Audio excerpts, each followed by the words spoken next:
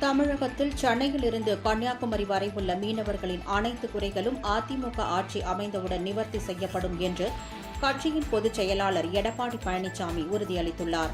மக்களை காப்போம், தமிழகத்தை மீட்போம் என்ற முழக்கத்தை முன்வைத்து பரப்புரை சுற்றுப்பயணம் மேற்கொண்டுள்ள அதிமுக பொதுச் செயலாளர் எடப்பாடி பழனிசாமி இன்று காலை நாகையை அடுத்த நம்பியார் நகர் மீன்பிடி துறைமுகத்திற்கு சென்று பார்வையிட்டார். அப்போது அங்கு திரண்டிருந்த மீனவர்கள் அவருக்கு உற்சாக வரவேற்பு அளித்து கோரிக்கை மனுக்களை அளித்தனர்.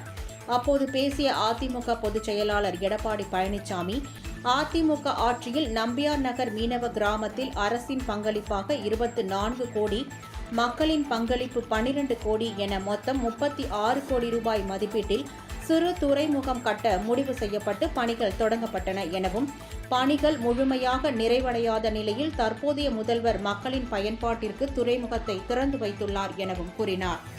இந்த துறைமுகத்தில் பல்வேறு பிரச்சினைகள் உள்ளன எனவும், அதிமுக ஆட்சி அமைந்தவுடன் பிரச்சினைகள், பாதிப்புகள் சரி செய்யப்பட்டு படகுகள் பாதுகாப்பாக வந்து செல்ல வசதிகள் ஏற்படுத்தி தரப்படும் எனவும் கூறினார்.